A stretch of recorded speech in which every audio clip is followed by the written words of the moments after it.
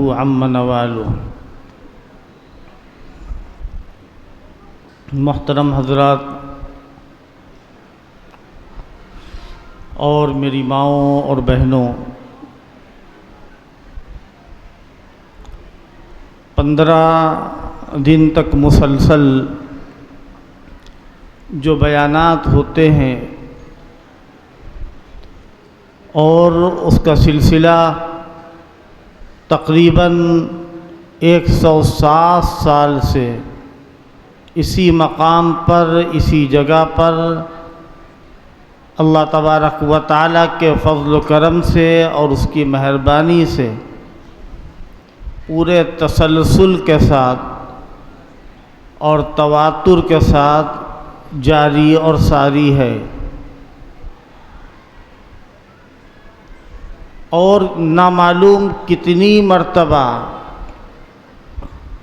اس جگہ پر صحابہ اکرام رضوان اللہ تعالی علیہم اجمعین کا نام لیا گیا اور ان کا تذکرہ کیا گیا۔ صحابہ اکرام کا تذکرہ خیر کے ساتھ کرنا یہ حسن اعتقاد ہے، اور صحابہ اکرام کا تذکرہ برائی کے ساتھ کرنا، ان کو برا بھلا کہنا اور ان کے سلسلے میں بدگمانیاں رکھنا، اس کو سوء اعتقاد کہیں گے۔ اللہ تبارک و تعالیٰ پوری امت مسلمہ کے اوپر اپنا رحم فرمائے۔ اللہ تعالیٰ نے جس کو ہدایت دی اور جس نے کلمہ لا الہ الا اللہ محمد الرسول اللہ پڑھ لیا،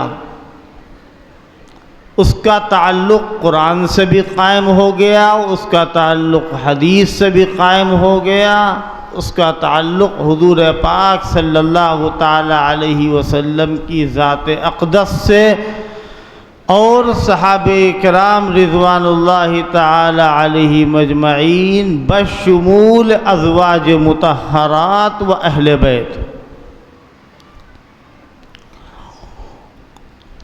صحابہ کرام رضوان اللہ تعالی علیہم اجمعین سے ہمارا رشتہ قائم ہو جاتا ہے، ازواج مطہرات سے ہمارا رشتہ جڑ جاتا ہے مسلمان ہونے کے بعد۔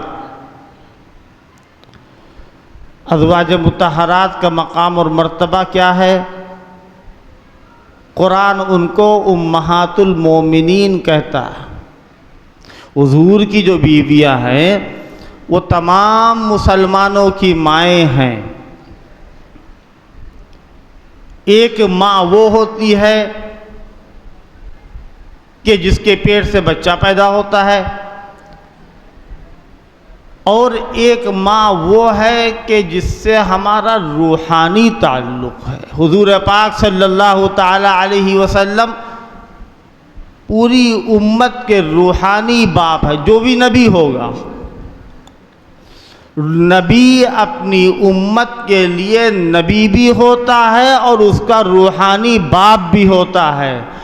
اسی طریقے سے حضور پاک صلی اللہ تعالی علیہ وسلم اس امت کے نبی بھی ہیں، خاتم النبیین ہیں، اور اس امت کے روحانی باپ ہیں، اور حضور کی ازواج مطہرات اس امت کی مائیں ہیں۔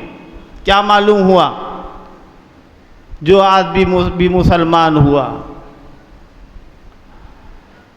یعنی مسلمان ہونے کے بعد خاص طور سے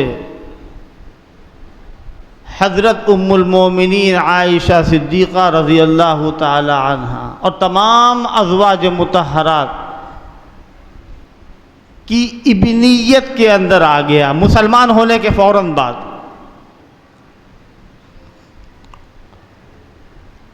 جہاں صحابہ اکرام کا تذکرہ ہوگا وہ جگہ ہمیشہ مبارک ہوگی، مجلہ ہوگی، منور ہوگی، مصفہ ہوگی۔ اور حدیث کے اندر آتا ہے کیا؟ جو آدمی دنیا کے اندر کسی سے بھی محبت کرتا ہے،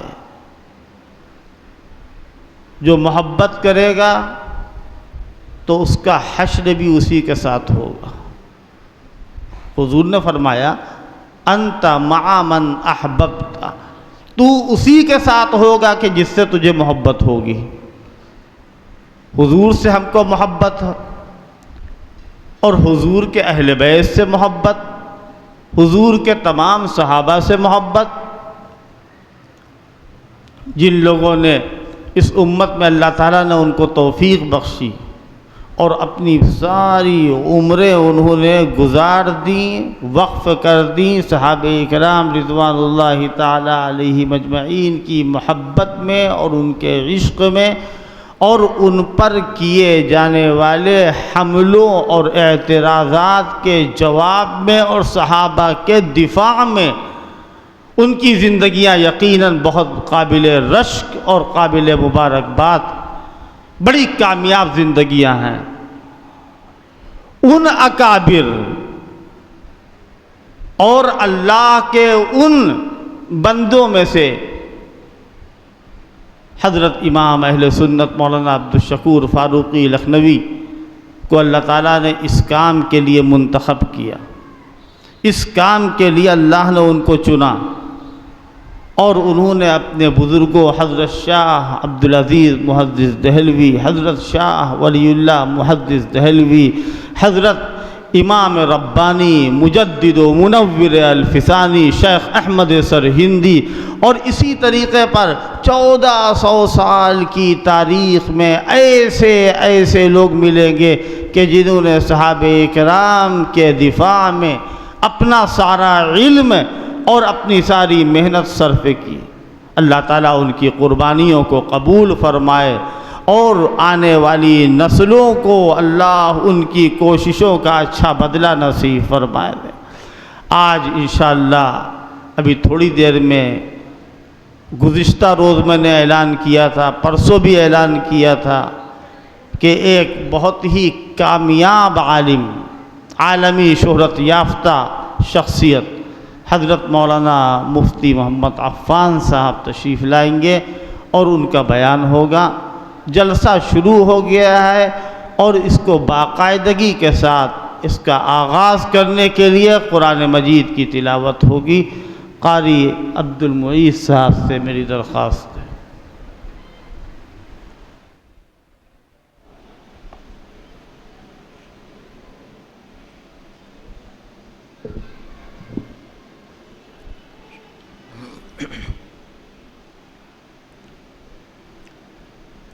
اعوذ باللہ من الشیطان الرجیم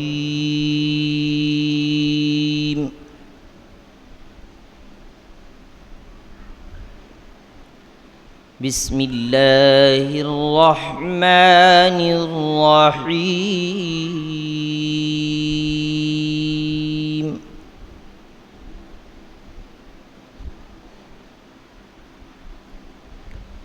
والسماء بنيناها بأيد وإنا لموسعون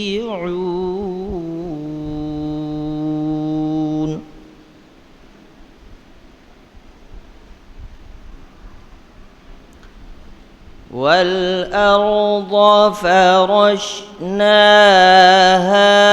فنعم الماهدون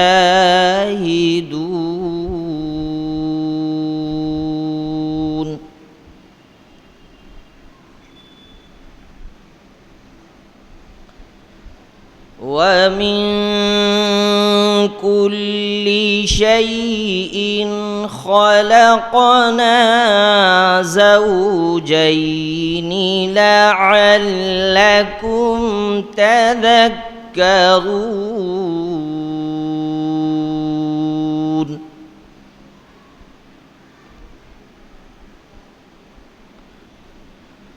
ففروا إلى الله إني لكم منه نذير مبين.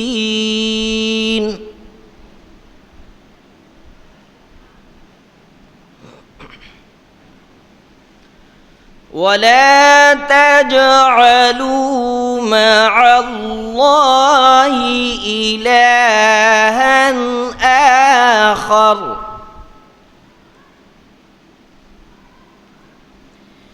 إني لكم منه نذير مبين.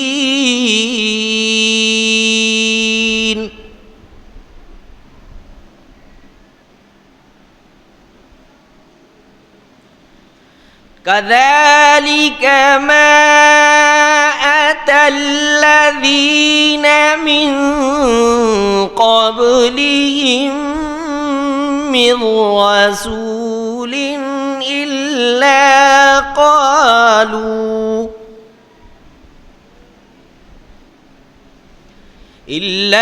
قالوا ساحر أو مجنون.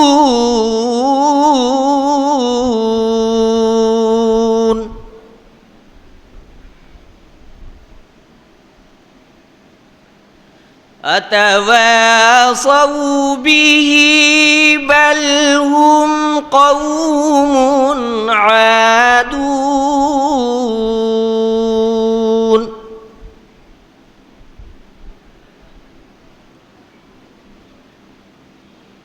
فتول عنهم فما أنت بملوم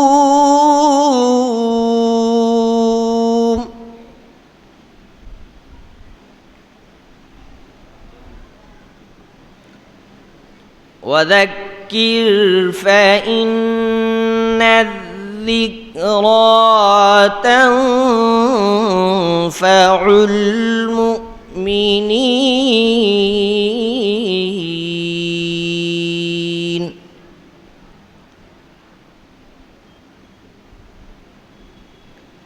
وما خلقت الجن والإنس إلا ليعبدون.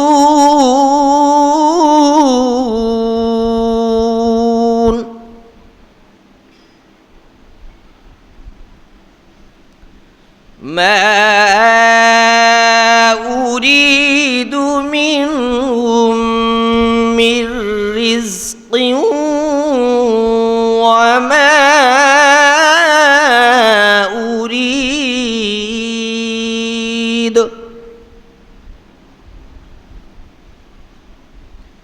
وما أريد أن يطعمون.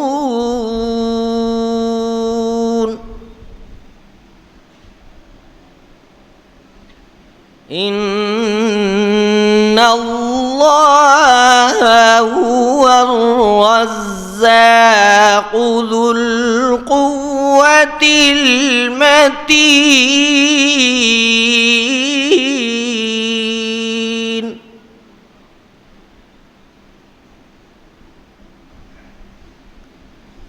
فإن للذين ظلموا ذنوبا مثل ذنوب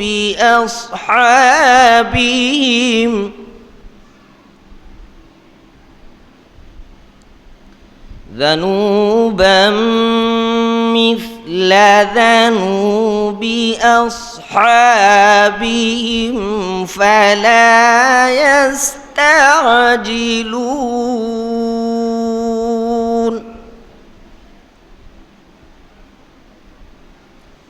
فويل للذين كفروا من يوم يومهم الذي يوعدون صدق الله العظيم.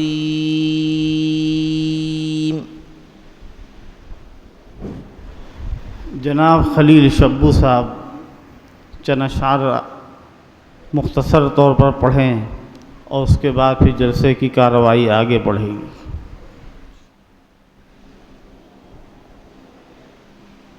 حضرات گرامی السلام علیکم. 4 مصرے سماعت کریں. صدقے میں جن کے رب نے یہ دنیا بنائی ہے، دنیا بنائی ہے، صدقے میں جن کے رب نے یہ دنیا بنائی ہے، ہم نے انہی کے نام کی محفل سجائی ہے، محفل سجائی ہے، ان کا ہی تذکرہ ہے دو عالم میں بعد رب، دو عالم میں بعد رب، ان کا ہی تذکرہ ہے دو عالم میں بعد رب، سب کے لبوں پہ ان کی ہی مدحت سرائی ہے. 4 مصرے اور بہت زیادہ معاملات ہم سے فرمائش ہے. میں 4 مصرے. ابو بکر و عمر عثمان سے جو لوگ جلتے ہیں، ابو بکر و عمر عثمان سے جو لوگ جلتے ہیں، ابو بکر و عمر عثمان سے جو لوگ جلتے ہیں، علی کا نام لے لے کر وہی شعلوں پہ چلتے ہیں، انہیں مقصد میں اپنے کامیابی مل نہیں پائی، انہیں مقصد میں اپنے کامیابی مل نہیں پائی، وہ کل بھی ہاتھ ملتے تھے، وہ اب بھی ہاتھ ملتے ہیں. بہت بہت شکریہ.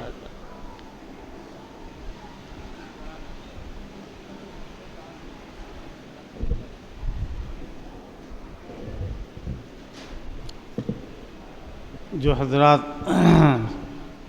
تشریف لا چکے ہیں ان سے میری گزارش ہے کہ وہ آگے بڑھ کر کے آئیں، اور جو باہر کھڑے ہوئے ہیں حضرت مفتی صاحب تشریف لے آئے ہیں، ابھی چند لمحوں میں انشاءاللہ ان کا بیان ہوگا.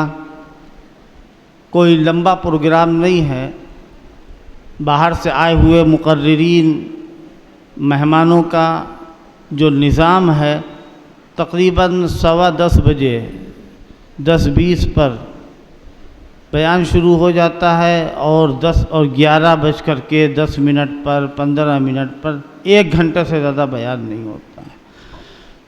جو علماء اکرام، میں نے کل بھی یہ بات کہی تھی اور آج بھی کہہ رہا ہوں کہ ملک کے چھٹے ہوئے جو بہت مستند، معتبر اور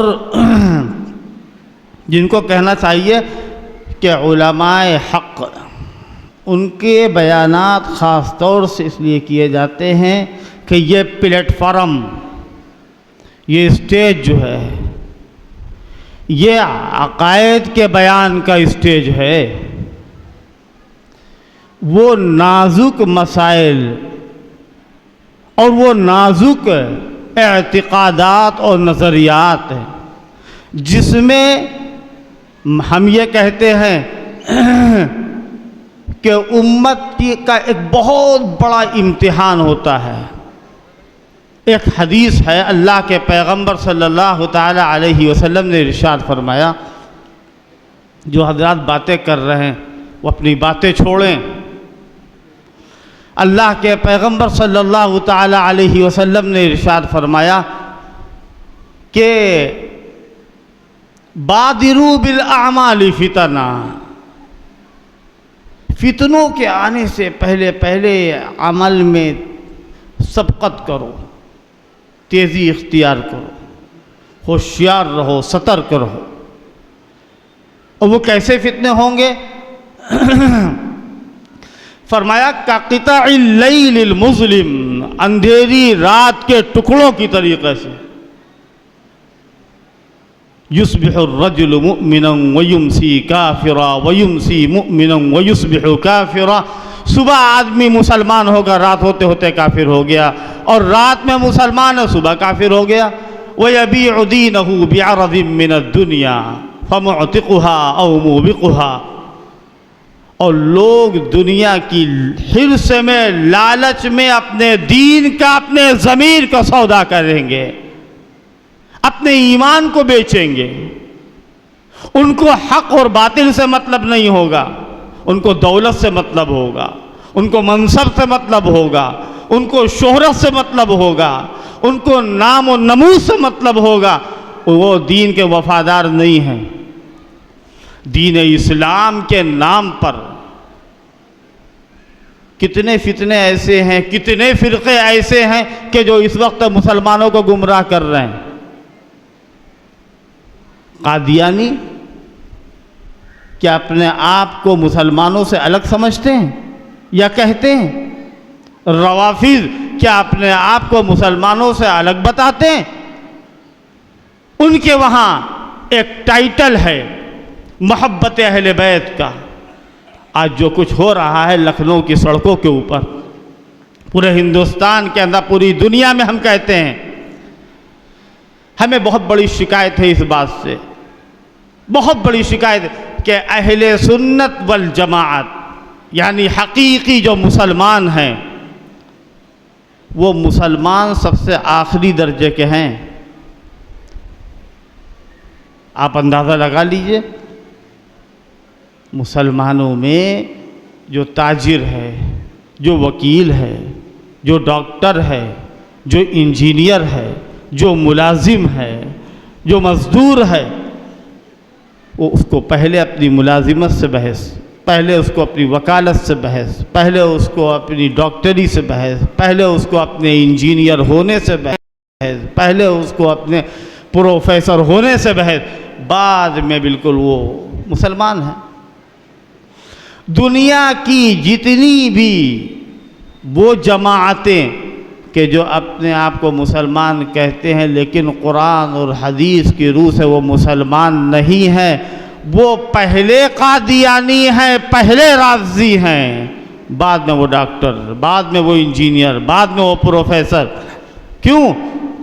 ایک قاعدہ ہے کہ جو اہل باطل ہے دنیا کے اندر وہ سب متحد ہیں اور اہل حق مختلف ہیں۔ مسلمان مختلف ہیں، مسلمان مختلف ہیں۔ اچھا، قرآن کیا کہتا ہے؟ قرآن کہتا ہے وَاعْتَصِمُوا بِحَبْلِ اللَّهِ جَمِيعًا وَلَا تَفَرَّقُوا، اللہ کی رسی کو مضبوطی سے پکڑے رہنا اور منتشر نہ ہونا۔ اس کا کیا مطلب ہے؟ اس کا لوگ یہ مطلب نکالتے ہیں کہ جتنے اہل باطل ہیں، اہل حق ہیں، سب مل جائیں۔ نہیں، جو اہل حق ہیں وہ سب مل کر کے اللہ کی رسی کو مضبوطی سے پکڑیں۔ حق اور باطل دونوں کو گڈمٹ نہ کریے گا۔ جو کفر ہے، جو اسلام ہے، جو نور ہے، جو ظلمت ہے، سب الگ الگ چیزیں ہیں۔ حضور پاک صلی اللہ تعالی علیہ وسلم نے جو طریقہ اور جو اسوہ اور جو آپ نے اپنی سنت چھوڑی ہے، وہ سنت اتنی روشن سنت ہے کہ مولانا عبدالسبحان صاحب بیان کر رہے تھے، اس طریقے کو الطریقۃ البیضاء، بالکل روشن طریقہ، لیلھا کنہارھا، جس کی رات بھی اس کے دن کی طرح ہے، اور اس کے بعد وہ شخص گمراہ نہیں ہو سکتا ہے۔ وہ کون سا طریقہ ہے؟ علیکم بسنتی وسنت الخلفاء الراشدین المہدیین، میری سنت اور حضرات خلفاء راشدین کی سنت۔ اپنی سنت کے ساتھ اللہ کے رسول صلی اللہ تعالی علیہ وسلم حضرات خلفاء راشدین کا تذکرہ کر رہے ہیں۔ کیا خلفاء راشدین کا یہی طریقہ تھا؟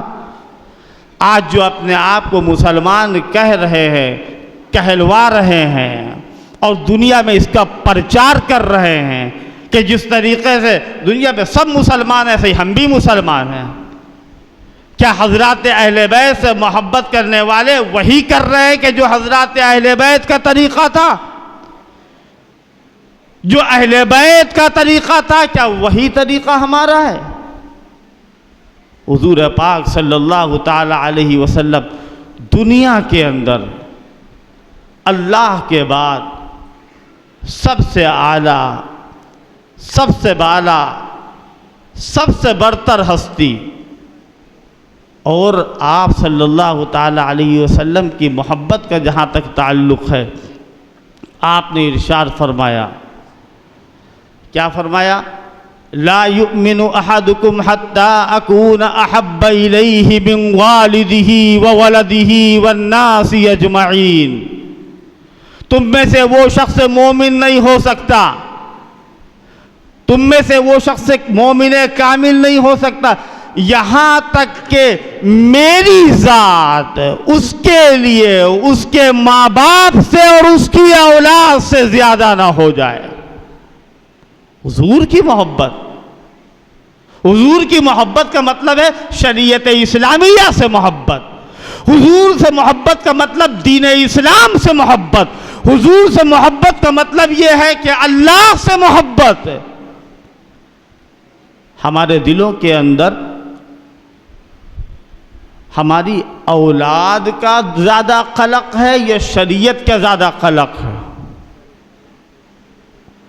حضرت یعقوب علیہ السلام دنیا سے جا رہے تھے، حضرت آ گئے ہیں، مفتی صاحب حضرت کا بیان ہوگا، بس یہی میں یوں ہی ایسی آپ کے سامنے جیسے روز بات کرتا ہوں حضرت یعقوب علیہ السلام دنیا سے جا رہے ہیں، انہوں نے اپنے بیٹوں کو جمع کیا اور جمع کرنے کے بعد کیا کہا؟ ما تعبدون من بعدی، تم میرے بعد کس کی عبادت کرو گے؟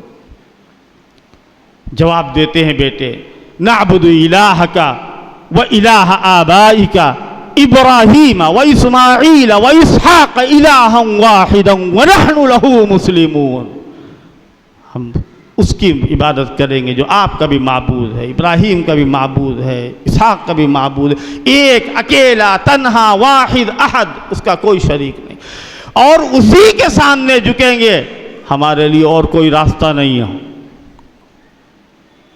حضرت یعقوب علیہ السلام کو کسی چیز کے فکر نہیں ہوئی، اپنی نسل، اپنی ذریت، اپنی اولاد، اپنے بعد آنے والے لوگوں کے ایمان کی اور ان کے دین کی فکر ہوئی۔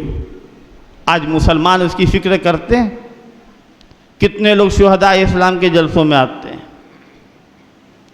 کتنے لوگ مسجد جاتے ہیں؟ صحیح بات سے دلچسپی ہوتی ہے،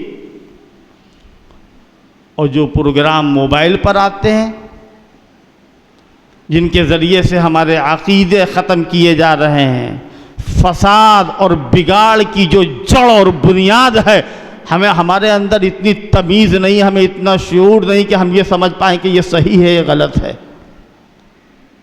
ہمارے اندر وہ بالکل تمیز نہیں ہے۔ جو جھوٹا پروپیگنڈا کرتے ہیں اور جو اس بات کا پرچار کرتے ہیں کہ اسلام کے اندر صرف حضرت علی کو ماننا چاہیے، صرف اہل بیت کو ماننا چاہیے، یاد رکھیے کہ جو لوگ حضرات اہل بیت کا نام لے کر کے گمراہ کر رہے ہیں، ہم ان سے کہتے ہیں کہ سب سے پہلے اہل بیت والے ہم ہیں۔ اور اہل بیت سے محبت کا مطلب یہ ہے کہ اہل بیت کی سیرت کو اور ان کے طریقے کو اپنایا جائے، ان کی نقل کی جائے۔ جس طریقے سے آج ہم محرم منا رہے ہیں اور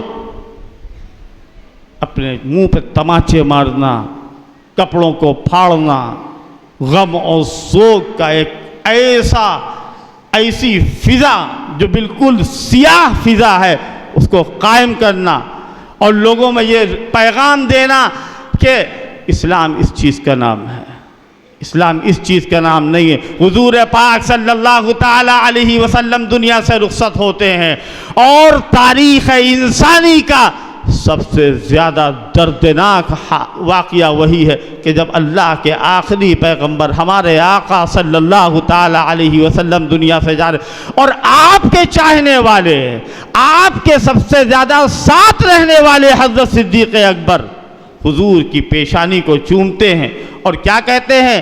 طبت حیا و میتا، اے پیغمبر، اے محمد الرسول اللہ، آپ کی زندگی بھی اچھی اور آپ کی موت بھی اچھی۔ حضور پاک صلی اللہ تعالی علیہ وسلم کے دنیا سے جانے کے بعد آپ کی صاحبزادی حضرت فاطمہ کیا کہتی ہے؟ صبت علی مصائب لو انہا، صبت علی مصائب لو انہا، صبت علی الایام سرن لیالیا۔ میرے اوپر وہ مصیبتیں پڑی ہیں کہ اگر دن بھر پڑتی ہوں تو دن رات ہو جاتے۔ معمولی بات ہے، قرآن مجید نے سارے راستے بتا دیے۔ جب مصیبت آئے گی، حدیث میں کیا آیا ہے؟ عجبا لامر المؤمن، ایمان والے کا معاملہ تو بالکل عجیب و غریب ہے۔ دو حالتیں آتی ہیں ایمان والوں پر، ان اصابتہ سراء شکر لہ وان اصابتہ ضراء صبر لہ فکان خیرا لہ۔ جب اللہ کی طرف سے دکھ آتا ہے تو وہ صبر کرتا ہے اور جب سکھ ہوتا ہے تو وہ شکر کرتا ہے۔ اور ان دونوں حالتوں میں سے ایمان والا پہچانا جاتا ہے۔ یہ اللہ تبارک و تعالیٰ کی طرف سے آزمائش، یہ جو روز میں کچھ نہ کچھ عرض کرتا رہتا ہوں، الٹی سیدھی غیر مرتب طریقے سے باتیں آج بھی میں نے پیش کی، اور حضرت مولانا مفتی محمد عفان صاحب جن کے ہم بے حد مشکور اور ممنون ہیں، عالمی شہرت یافتہ عالم دین اور مختلف الجہت کمالات اور اوصاف کے حامل، مختلف علوم اور فنون کے اوپر مضبوط دسترس رکھنے والے، بیک وقت مفتی بھی، مفسر بھی، شیخ الحدیث بھی، مقرر بھی، مصنف بھی، ان کے بڑے کمالات ہیں۔ میں ان کی تعریف کے لیے میرے پاس الفاظ نہیں۔ میں بہت خوش ہوں، اور میرے والد جب تھے ان کے آنے سے بہت خوش ہوتے تھے۔ ان کا بزرگوں سے تعلق ہے، عمر میں بہت کم ہے لیکن اپنے اساتذہ اور اپنے اکابر سے بھی فائق ہیں۔ اللہ تبارک و تعالیٰ ان کے علم میں، عمر میں برکت نصیب فرمائے، اور اپنے کلمات عالیہ سے اور اپنے فیوض و برکات سے ہم تمام سامعین کو اور امت مسلمہ کو مستفید فرمائے۔ انتہائی ادب اور احترام کے ساتھ حضرت مفتی صاحب کی خدمت میں میری درخواست ہے، حضرت تشریف لائے۔ اللہ تعالیٰ جو بھی توفیق دے، صحیح سچی صاف باتیں جو اعتقاد اور اعمال سے متعلق ہوں ہماری اصلاح کے لیے پیش فرمائے۔ حضرت مولانا مفتی محمد عفان صاحب منصور پوری۔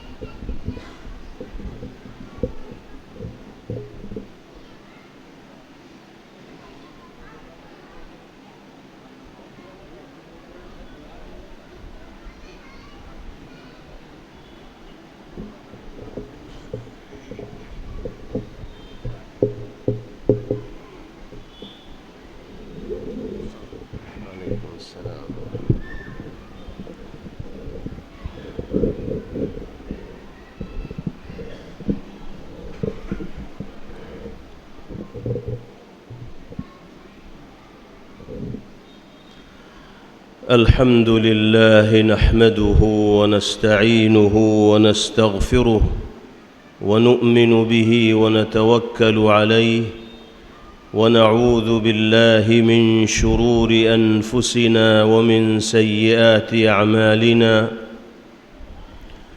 من يهده الله فلا مضل له ومن يضلل فلا هادي له ونشهد أن لا إله إلا الله وحده لا شريك له ونشهد أن سيدنا ونبينا وإمامنا وسندنا ومولانا محمدًا عبده ورسوله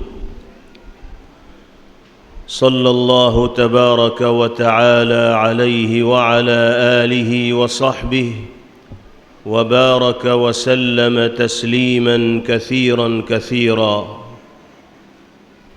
أما بعد، فقد قال علي بن أبي طالب رضي الله تعالى عنه: ألا أخبركم بخير هذه الأمة بعد نبيها؟ أبو بكر، وخيره بعد أبي بكر عمر، ثم يجعل الله الخير حيث أحب، أو كما قال علي بن أبي طالب كرم الله وجهه. صدر مجلس گرامی قدر حضرت مولانا عبد الباری فاروقی صاحب دامت برکاتہم العالیہ، ان پروگراموں کے روح رواں اور نگراں حضرت مولانا عبد العظیم فاروقی صاحب دامت برکاتہم العالیہ، اور اسٹیج پر تشریف فرما دیگر مقتدر حضرات علماء کرام، میرے بہت ہی محترم بزرگوں، بھائیوں، نوجوان ساتھیوں اور پردہ نشین ماؤں اور بہنوں، اللہ رب العزت والجلال نے جس دین و شریعت اور مذہب سے ہمیں اور آپ کو وابستہ کیا ہے، وہ ایک الہامی دین ہے، جس کے خد و خال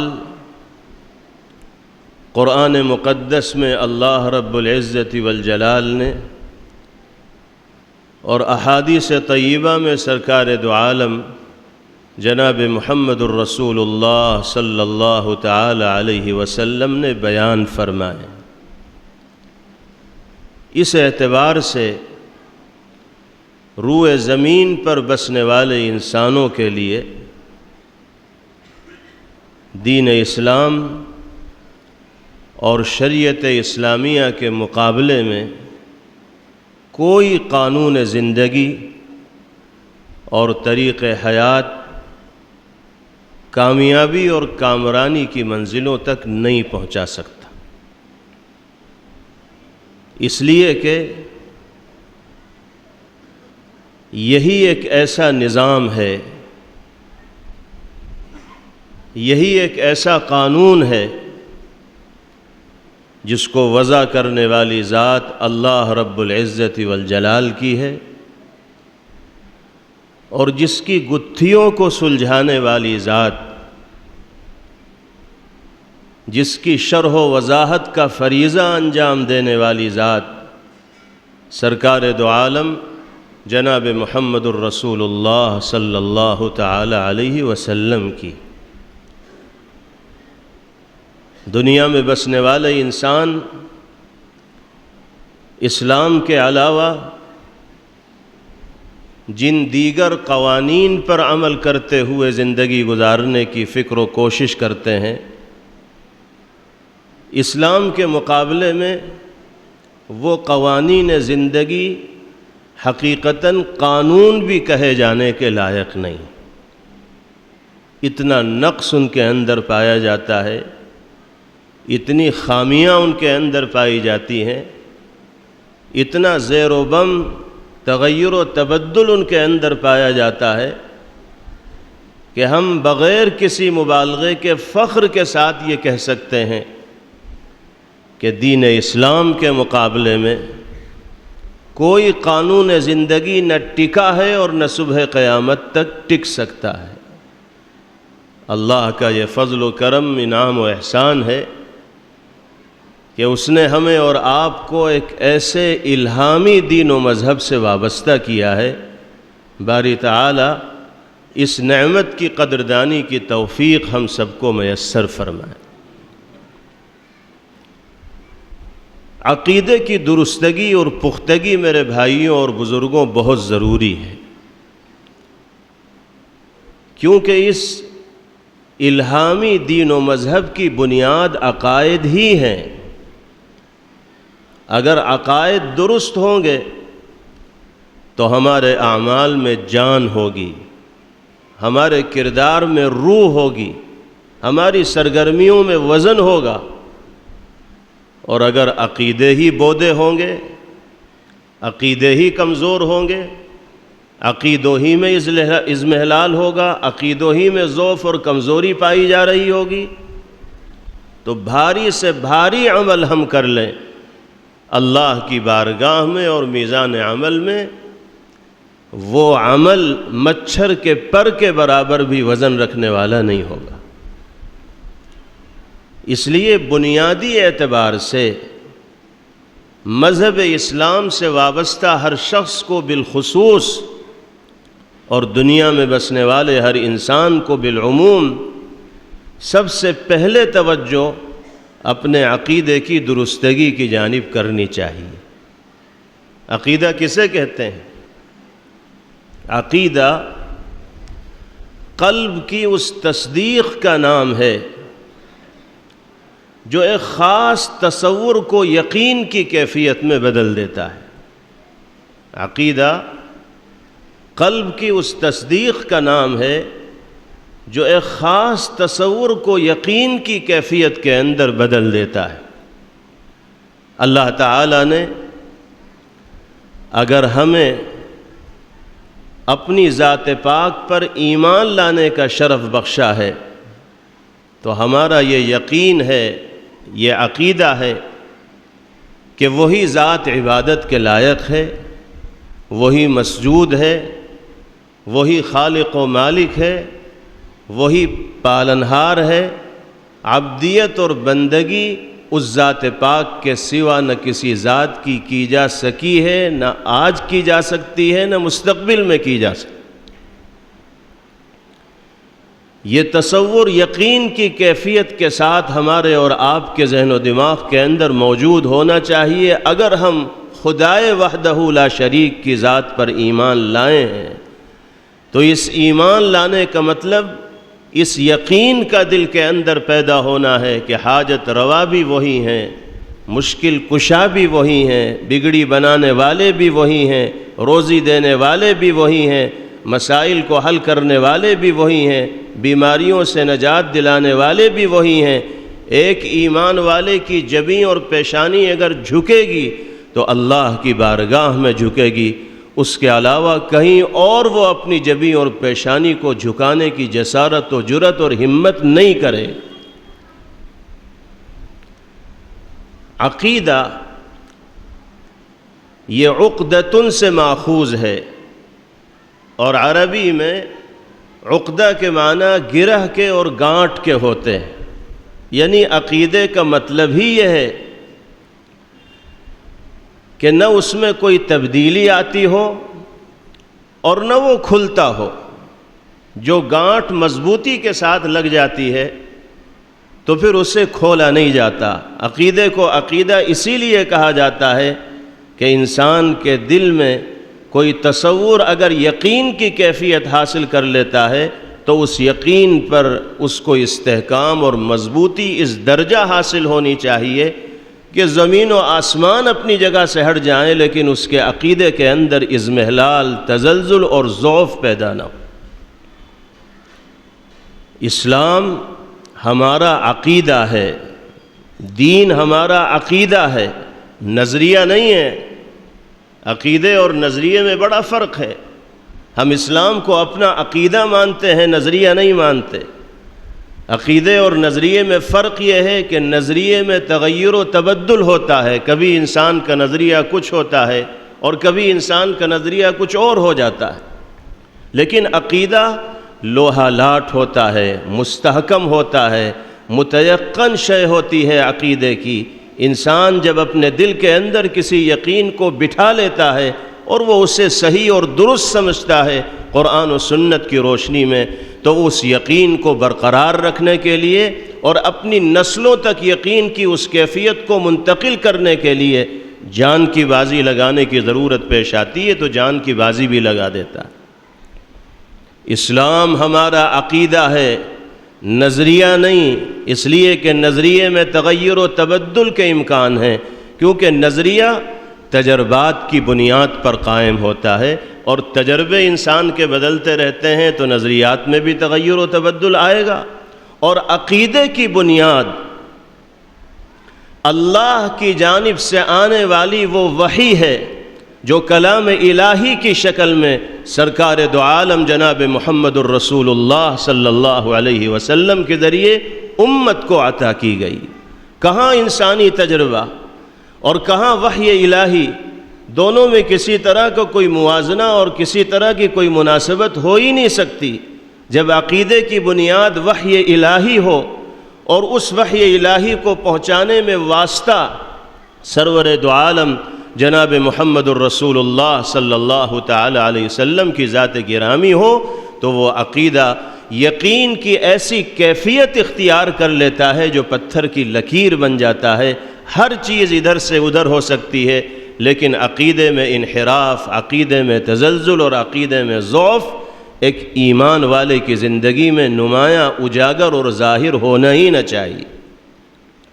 اللہ نے اگر ایسے الہامی دین و مذہب سے ہمیں وابستہ فرمایا ہے تو اس کی قدردانی کا تقاضا یہ ہے کہ ہم صحیح اور درست عقیدے کے حامل بن کر اس دنیا کے اندر زندگی گزاریں۔ عقیدے میں بہت سے امور آتے ہیں، بنیادی چیزوں کو ایمان مفصل کے اندر بیان کیا گیا۔ آمنت باللہ وملائکتہ وکتبہ ورسلہ والیوم الآخر والقدر خیرہ وشرہ من اللہ تعالی والبعث بعد الموت۔ یہ سارے کے سارے امور عقیدے کا حصہ ہیں۔ میں ایمان لایا اللہ کی ذات پر، اس کی صفات پر، اس کے فرشتوں پر، اس کی کتابوں پر، اس کے رسولوں پر، اچھی بری تقدیر پر، مرنے کے بعد زندہ ہونے پر۔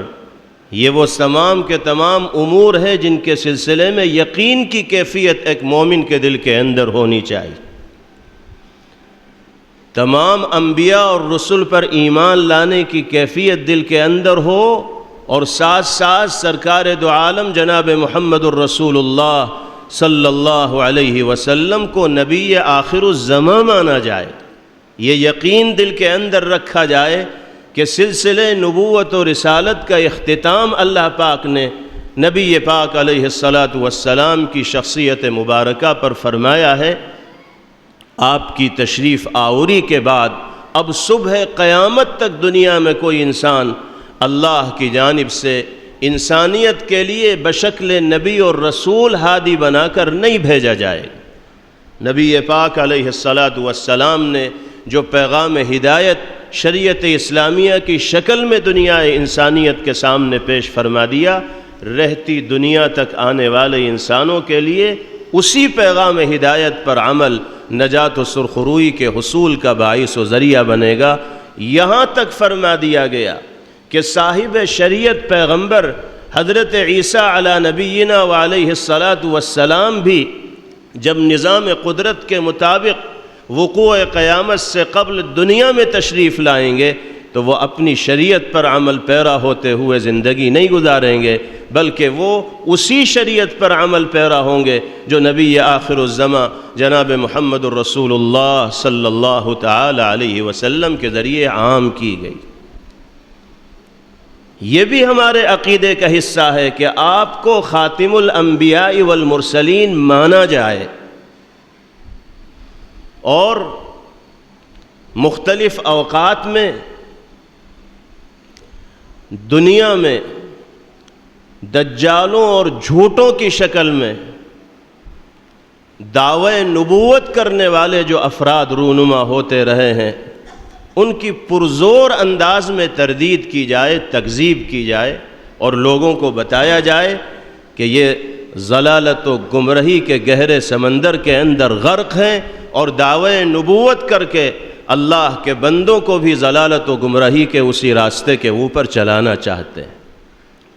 جس طرح ہمارے عقیدے اور یقین کا یہ حصہ ہے، اسی طرح ہمارے عقیدے اور یقین کا یہ حصہ بھی ہے کہ اللہ تعالیٰ نے انسانوں کی جماعت میں طبقہ انبیاء کے بعد سب سے زیادہ تقدس و فضیلت، عظمت و بزرگی اور برتری جس طبقے کو عطا فرمائی ہے، وہ جناب محمد الرسول اللہ صلی اللہ علیہ وسلم کے جانثار و فداکار حضرات صحابہ کرام رضوان اللہ تعالی علیہم اجمعین، جن میں حضرات اہل بیت بدرجہ اولا شامل ہیں، اس طبقے کے حامل ہیں۔ طبقہ انبیاء کے بعد سب سے زیادہ مقدس جماعت حضرات صحابہ کرام رضوان اللہ تعالی علیہم اجمعین کی۔ اور یاد رکھیے، ہم سب کا یہ عقیدہ اور یقین ہے ایک مخلص مومن ہونے کی حیثیت سے کہ تمام کے تمام صحابہ بغیر کسی ایک صحابی کے استثناء کے جنتی ہیں۔ جس طرح ہمیں سورج کے نکلنے پر اور سورج کے عالم کو منور و روشن کرنے پر یقین ہے، اس سے کہیں زیادہ یقین ہم سب کو اس بات پر ہونا چاہیے کہ صحابہ کرام رضوان اللہ تعالی علیہم اجمعین کی پوری جماعت کسی ایک فرد کا استثناء کیے بغیر جنتی ہیں۔ اور یہ عقیدہ ہمارا اور آپ کا فرضی اور من گھڑت عقیدہ نہیں ہے، بلکہ یہ وہ عقیدہ ہے جو قرآن مقدس سے ماخوذ ہے۔ یہ وہ یقین ہے جو پیغمبر علیہ السلام کی زبان مبارک سے ادا ہونے والے ارشادات عالیہ سے مستنبت ہے، لیا گیا ہے۔ قرآن پاک میں حضرات صحابہ رضوان اللہ علیہم اجمعین کے بارے میں کیا فرمایا گیا؟ اولئک هم المؤمنون حقا، یہ لوگ سچے مومن ہیں، مخلص ایمان والے ہیں، اور جنت تو مخلص ایمان والوں ہی کے لیے بنائی گئی ہے، انہی کا مقدر بنے گی۔ کہیں اللہ تعالیٰ نے حضرات صحابہ رضوان اللہ علیہم اجمعین کے جنتی ہونے پر مہر لگاتے ہوئے اعلان فرمایا، رضی اللہ عنہم ورضوا عنہ، اللہ بھی ان سے راضی اور وہ بھی اللہ سے راضی۔ جو طبقہ رضائے الہی کے تمغے سے مشرف ہو، بتائیے اس کے جنتی ہونے میں کوئی شک و شبہ کیا جا سکتا ہے؟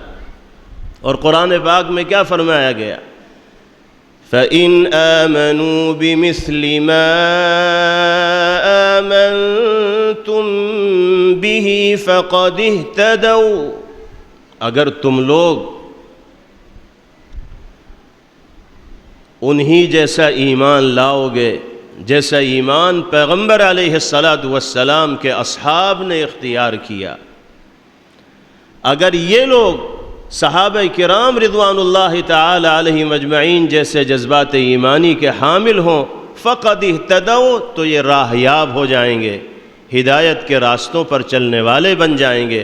قرآن مقدس کی یہ آیات بغیر کسی استثناء کے صحابہ کرام رضوان اللہ تعالی علیہم اجمعین کی جماعت کے ہر فرد کو جہاں مخلص مومن قرار دے رہی ہیں، وہیں جنتی ہونے کی شہادت بھی کلام الہی کے ذریعے صحابہ کرام رضوان اللہ تعالی علیہم اجمعین کے سلسلے میں پیش فرمائی جا رہی۔ نبی کریم علیہ الصلاۃ والسلام نے فرمایا لا یمس النار مسلما رآنی او رآ من رآنی، جہنم کی آگ چھو نہیں سکتی اس انسان کو جس نے ایمان کی حالت میں مجھے دیکھا، یا جس نے اس شخصیت کو ایمان کی حالت میں دیکھا جس نے بحالت ایمان میری زیارت کی ہو اور میرا دیدار کیا۔ اس سے حضرات صحابہ کرام رضوان اللہ تعالی علیہم اجمعین کی عظمت کا، ان کے مقام و مرتبے کا اندازہ لگایا جا سکتا ہے۔ تو ہمارے عرض کرنے کا منشا اور خلاصہ یہ ہے کہ اللہ نے ایک الہامی دین سے ہمیں اور آپ کو اپنے فضل و کرم سے وابستہ کیا ہے۔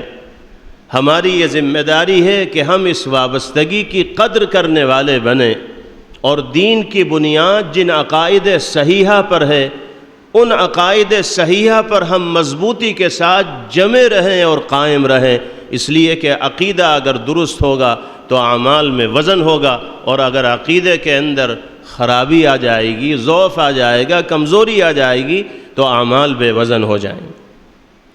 عقیدے کے سلسلے میں بہت متفکر اور بیدار رہنے کی ضرورت ہے، اس لیے کہ ابلیس لعین جو انسانوں کا ازلی دشمن ہے وہ برابر اس محنت میں مصروف رہتا ہے کہ کس طرح لوگوں کے عقیدوں کے اندر بگاڑ پیدا کیا جائے اور ان کے رشتوں کو اللہ رب العزت والجلال سے توڑا جائے۔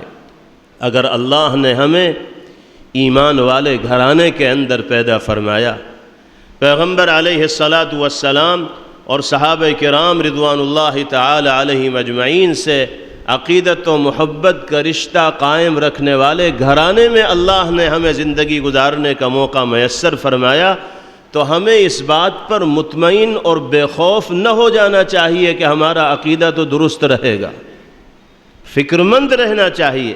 جناب محمد الرسول اللہ صلی اللہ تعالی علیہ وسلم ایمان و عقیدے کے حوالے سے خود بھی فکر مند رہتے تھے اور صحابہ کرام رضوان اللہ علیہم اجمعین کو بھی فکر مند رہنے کی ترغیب دیتے تھے۔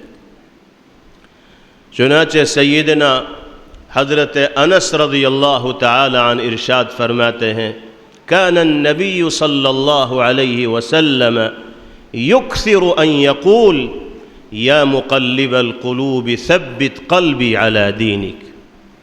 نبی کریم علیہ الصلاۃ والسلام بہت کثرت کے ساتھ یہ دعا فرمایا کرتے تھے کہ اے دلوں کو عدلنے بدلنے والے، اے دلوں کو پھیرنے والے، اے میرے مالک و خالق، اے نظام کائنات کو چلانے والے، اے میرے رب، میرے دل کو دین پر، عقیدہ صحیحہ پر، ایمانی تقاضوں پر ثابت قدم رکھیے گا، جمائے رکھیے گا۔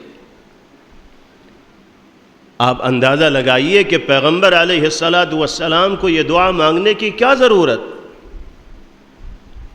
آپ تو ایمان کے لیے انسانی سماج میں مرکز کی حیثیت رکھنے والے تھے، اور آپ کے ذریعے ایمانی شعاعیں سارے عالم کے اندر عام ہوئیں۔ اگر آپ ہی کا قلب دین و ایمان پر ثابت قدم نہیں ہوگا تو پھر کس کا قلب و دل دین و ایمان پر ثابت قدم رہے؟ آپ سے زیادہ ثبات قدمی کا مظاہرہ کون کر سکتا ہے؟ اس کے باوجود بھی پیغمبر علیہ الصلاۃ والسلام یہ دعا کثرت کے ساتھ فرما رہے ہیں کہ اے دلوں کو پھیرنے والی ذات، میرے دل کو دین پر، ایمان پر، صحیح عقیدے کے اوپر جمائے رکھیے گا۔ صحابہ کرام رضوان اللہ علیہم اجمعین پیغمبر علیہ الصلاۃ والسلام کے تربیت یافتہ تھے، آپ کی درسگاہ کے حاضر باش تھے، آپ کے اسلوب کلام کو ان سے بہتر کوئی سمجھ نہیں سکتا تھا، آپ کے اشاروں کو وہ جانا کرتے تھے۔ صحابہ نے بھانپ لیا کہ پیغمبر علیہ الصلاۃ والسلام یہ دعا در حقیقت ہمیں سکھلا رہے ہیں، اور ہمیں اس بات کی ترغیب دے رہے ہیں کہ ایمان کے سلسلے میں، عقیدے کے سلسلے میں بے فکر مت رہنا۔ چنانچہ حضرت انس رضی اللہ عنہ فرماتے ہیں، ہم نے ہمت کر کے نبی کریم علیہ السلام سے سوال کر لیا، هل تخاف علینا یا رسول اللہ، اے اللہ کے رسول کیا آپ کو ہم پر اندیشہ ہے؟ یعنی صحابہ کی جماعت کے سلسلے میں آپ فکر مند ہیں کہ دین پر ثابت قدم نہیں رہیں گے، عقیدہ صحیحہ کے حامل نہیں رہیں گے؟ پیغمبر علیہ السلام نے ارشاد فرمایا، نعم، جی ہاں، آپ ہی لوگوں کے سلسلے میں مجھے اندیشہ ہے۔ کیوں؟ وجہ بھی بیان فرمائی، ان القلوب بین اصبعین من اصابع الرحمن یقلبها کیف یشاء، انسانوں کے دل اللہ کی 2 انگلیوں کے درمیان ہیں، وہ جب چاہیں جس طرف چاہیں انسان کے دل کو پھیر دیں۔ اس لیے انسان کو کسی بھی حال میں اپنے ایمان اور اپنے عقیدے کے سلسلے میں بے فکر اور بے خوف ہو کر دنیا میں زندگی نہ گزارنی چاہیے، بلکہ اس سلسلے میں بیدار مغزی اور فکر مندی کا مظاہرہ کرتے رہنا چاہیے، اور اللہ سے یہ سوال بھی کرتے رہنا چاہیے کہ الہ العالمین مجھے دین پر، ایمان پر اور عقیدہ صحیحہ پر ثابت قدم رکھیے گا۔ جب حضرات صحابہ کرام رضوان اللہ تعالی علیہم اجمعین کے سلسلے میں پیغمبر علیہ السلام اس حوالے سے اندیشے کا اظہار فرما رہے ہیں، تو ہمارا اور آپ کا تو کوئی شمار ہی نہیں، کوئی گنتی نہیں اصحاب رسول صلی اللہ علیہ وسلم کے مقابلے میں۔ ہمیں اور آپ کو اپنے ایمان و عقیدے کے حوالے سے کتنا متفکر رہنا چاہیے۔ پیغمبر علیہ السلام کا یہ ارشاد گرامی اس حقیقت کو سمجھنے کے لیے کافی، بالخصوص موجودہ وقت میں جبکہ سوشل میڈیا کے ذریعے دنیا کے کسی بھی کونے میں بیٹھا ہوا انسان کسی بھی انسان کی گفتگو کو سن لیتا ہے، بات چیت کو سن لیتا ہے، تقریر کو سن لیتا ہے۔ جب یہ وسائل و ذرائع نہیں تھے تو دنیا کے ایک کونے میں رہنے والے لوگ دوسرے کونے میں رہنے والے لوگوں سے اتنی کثرت کے ساتھ استفادہ نہیں کر پاتے تھے جتنے عموم کے ساتھ آج کے دور میں استفادہ عام ہو گیا ہے۔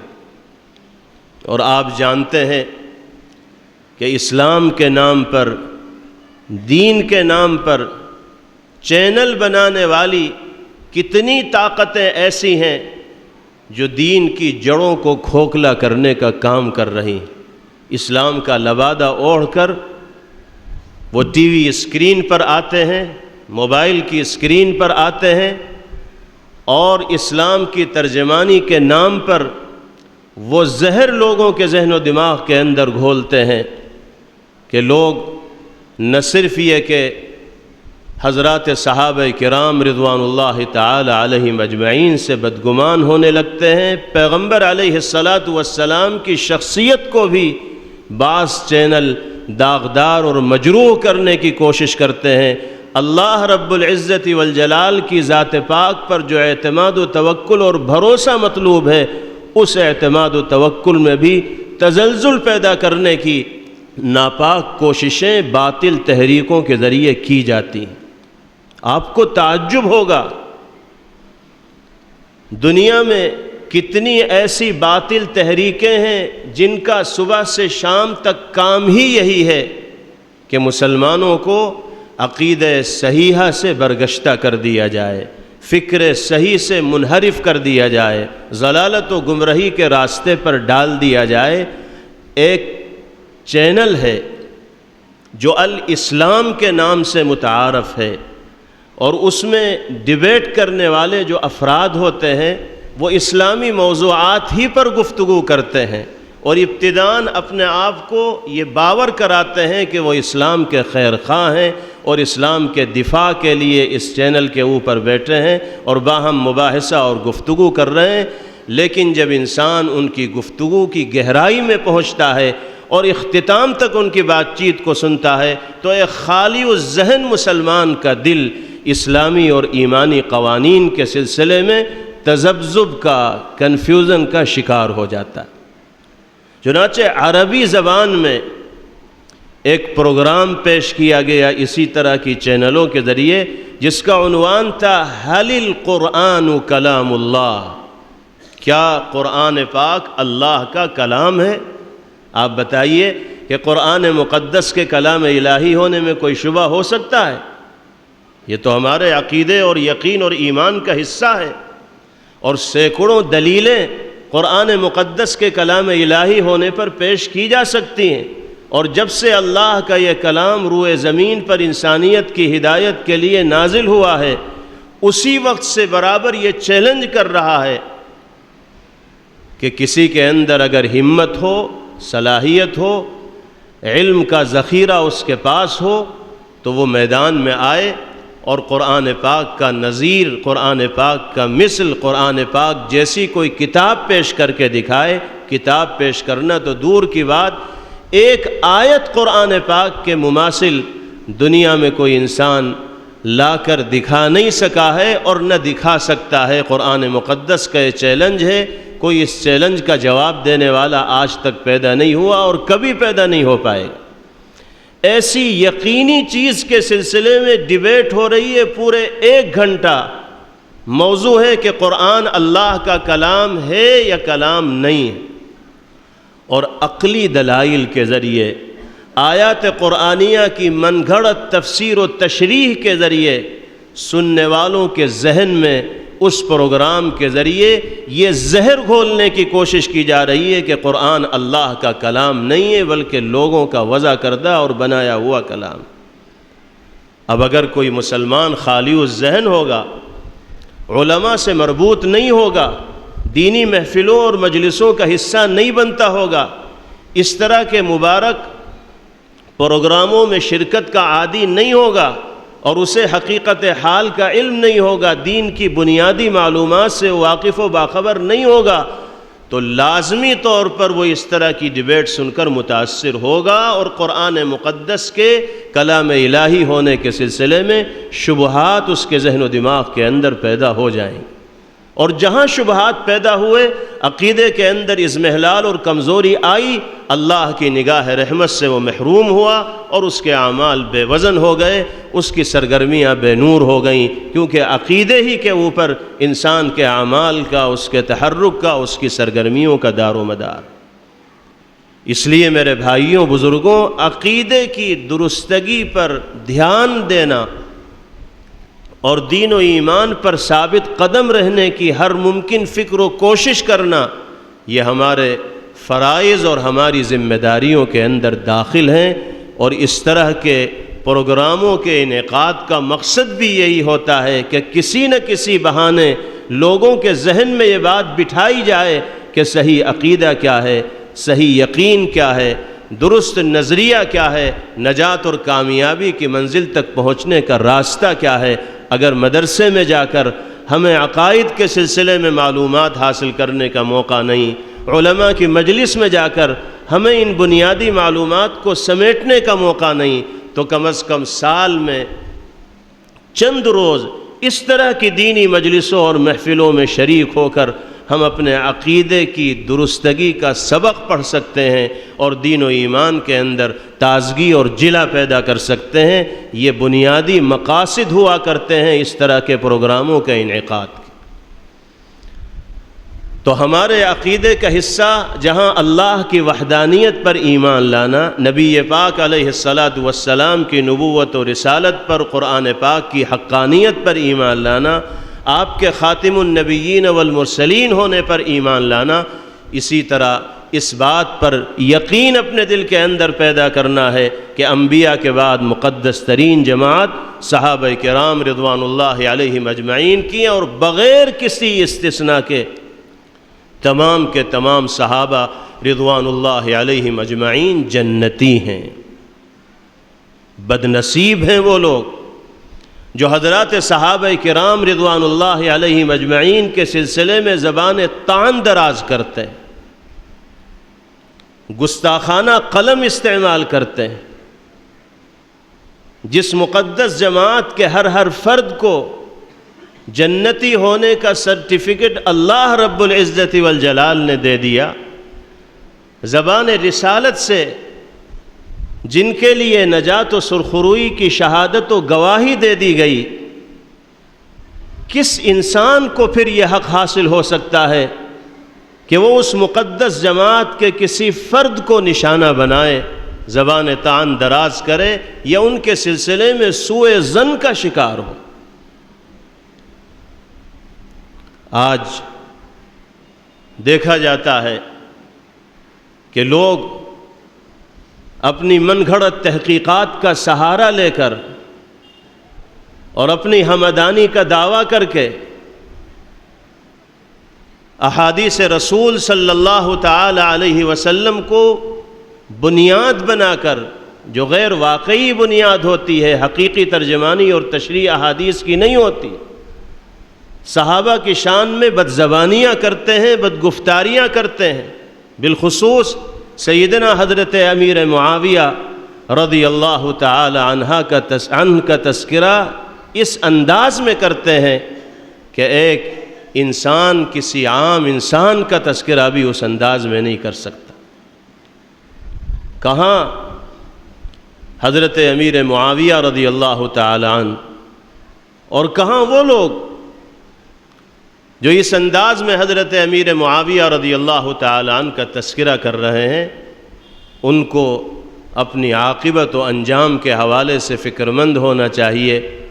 اگر طبقہ صحابہ میں سے کسی فرد کو اس انداز میں نشانہ بنائیں گے تو جس ایمان کی وہ دہائی دیتے ہیں، حقیقت یہ ہے کہ وہ ایمان بھی کامل طریقے سے ان کے قلب میں اور ذہن و دماغ میں موجود نہیں رہ پائے گا۔ اس لیے کہ کمال ایمان کے لیے جہاں پیغمبر علیہ السلام سے عقیدت و محبت کا اظہار کرنا ضروری، وہیں آپ کے جانثار و فداکار صحابہ کرام رضوان اللہ تعالی علیہم اجمعین سے بھی اظہار عقیدت و محبت ضروری۔ ہمارا یہ عقیدہ بھی ہے کہ انبیاء کے بعد مقدس ترین جماعت صحابہ کی، اور صحابہ کے طبقے میں پہلے نمبر کی شخصیت خلیفہ اول سیدنا صدیق اکبر رضی اللہ تعالی عنہ کی ہے، دوسرا نمبر خلیفہ دوم سیدنا عمر فاروق رضی اللہ تعالی عنہ کا ہے، اور تیسرا نمبر خلیفہ سوم سیدنا حضرت عثمان غنی رضی اللہ تعالی عنہ کا ہے، اور چوتھا نمبر خلیفہ چہارم سیدنا حضرت علی ابن ابی طالب کرم اللہ وجہہ کا ہے۔ خود سیدنا حضرت علی ابن ابی طالب رضی اللہ تعالی عنہ ارشاد فرماتے ہیں: الا اخبرکم بخیر هذه الامة بعد نبیها۔ تقریر فرما رہے ہیں حضرت علی رضی اللہ عنہ، اور لوگوں سے فرماتے ہیں کہ کیا میں تمہیں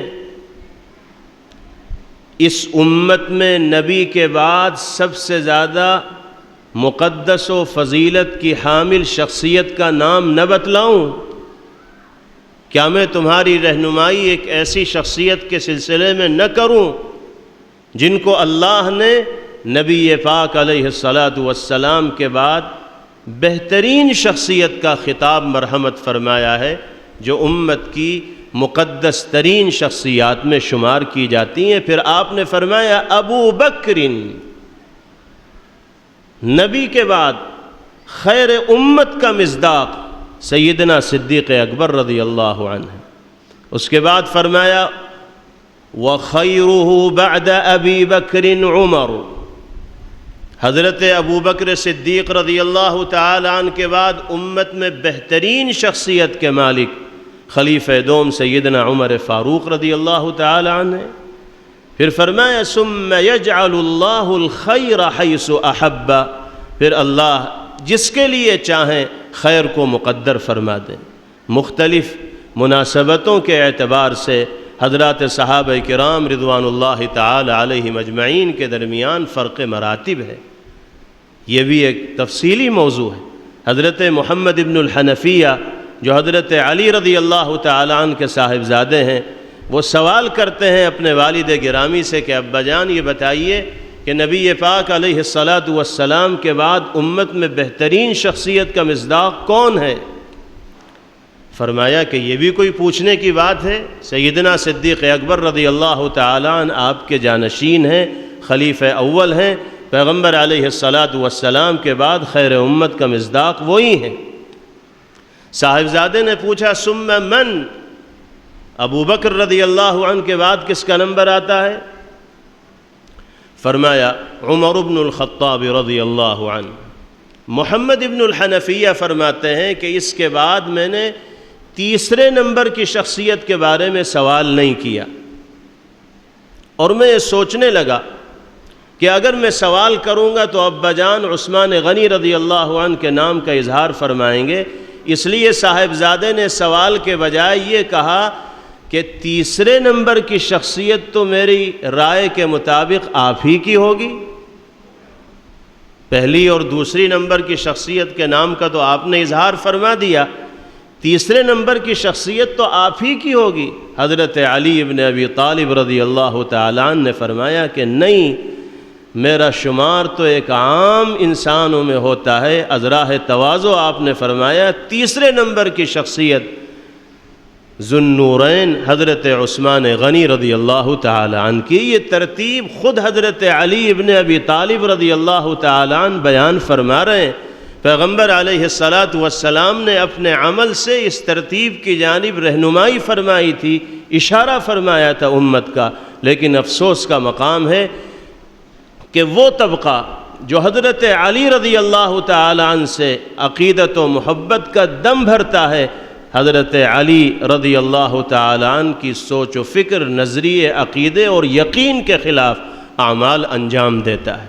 حضرت علی رضی اللہ تعالی عنہ تو شیخین کو اور عثمان غنی رضی اللہ تعالی عنہ کو مقام و مرتبے کے اعتبار سے اپنے سے اولا و افضل خود قرار دے رہے ہیں، اور حضرت علی رضی اللہ تعالی عنہ سے جھوٹی محبت کا دعویٰ کرنے والے لوگ حضرت ابو بکر رضی اللہ تعالی عنہ کو نعوذ باللہ غاصب قرار دیتے ہیں کہ زبردستی وہ خلافت کے اوپر متمکن ہو گئے، جلوہ افروز ہو گئے۔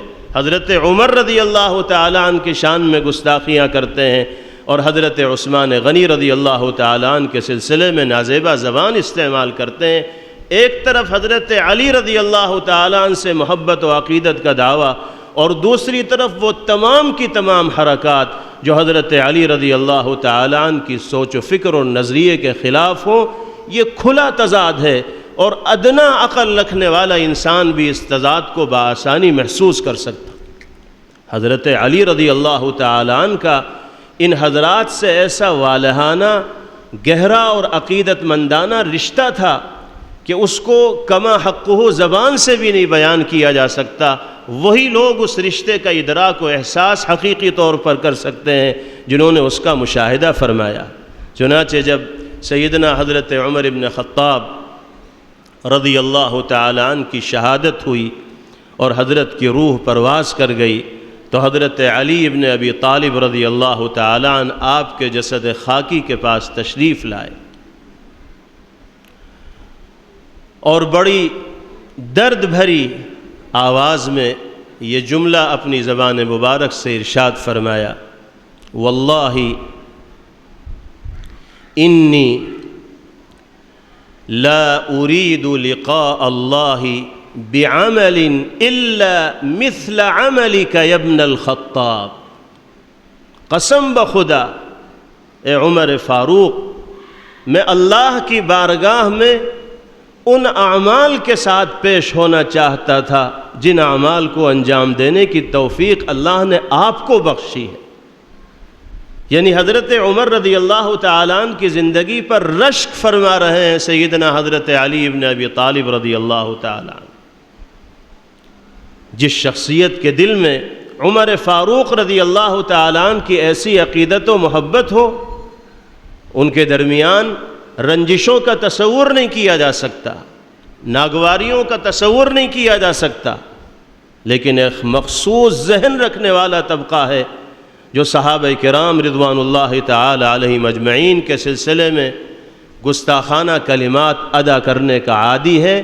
وہ حضرت علی رضی اللہ تعالی عنہ کو ان تینوں اصحاب سے الگ قرار دینے کی کوشش کرتا ہے اور ان کے درمیان باہم رنجشوں کو اور اختلافات کو عام کرنے کی کوشش کرتا ہے۔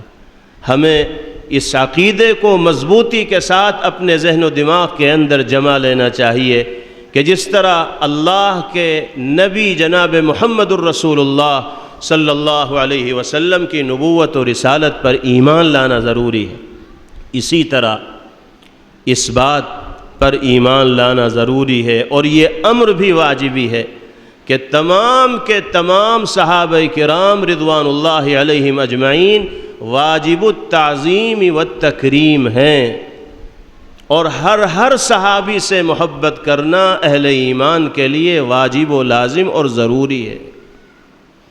اور صحابہ کرام رضوان اللہ علیہم اجمعین کے درمیان جو اختلافات ہوئے ہیں، جو مشاجرات ہوئے ہیں، جو آپسی جھگڑے کسی بھی سبب سے رونما ہوئے ہیں، ان کے سلسلے میں سکوت اور خاموشی اختیار کرنا اور کسی ایک طبقے کو مورد الزام نہ قرار دینا، یہ بھی ہم سب کے لیے لازم اور ضروری ہے اور ہمارے عقیدے اور ایمان کا حصہ۔ اللہ تعالیٰ انہی عقائد پر ہمیں جینے کی اور انہی عقائد پر ہم سب کو مرنے کی توفیق عطا فرمائے۔ اس پروگرام کو باری تعالی ہر اعتبار سے اپنی بارگاہ میں شرف قبول نصیب فرمائے۔ جن بزرگ شخصیات نے اس مبارک سلسلے کی داغ بیل ڈالی، جن میں سر فہرست امام اہل سنت حضرت مولانا عبدالشکور صاحب فاروقی نور اللہ مرقدہ کی ذات گرامی ہے، حضرت مولانا عبدالسلام صاحب فاروقی نور اللہ مرقدہ ہیں، حضرت مولانا عبدالعلیم صاحب فاروقی نور اللہ مرقدہ ہیں، جن کی سرگرمیوں سے اور اس موضوع کے حوالے سے فکر مندی سے آپ حضرات اچھی طرح واقف و باخبر ہیں۔ اللہ ان تمام حضرات کی قبروں کو نور سے منور فرمائے اور ان کی خدمات جلیلہ کا اپنی شایان شان بدلہ باری تعالی مرحمت فرمائے، اور جو موجودہ ذمہ داران ہیں ان سرگرمیوں کے، اللہ تعالیٰ ان سب کو ہمت و حوصلہ، طاقت و قوت نصیب فرمائے، باری تعالیٰ سب کے حامی و ناصر ہوں، اور اللہ تعالیٰ دیر تک ہم سب کو اسی طرح کے روح پرور ایمان افروز دینی اور اصلاحی پروگراموں سے استفادے کا موقع میسر فرماتے رہیں۔ وآخر دعوانا ان الحمد للہ رب العالمین۔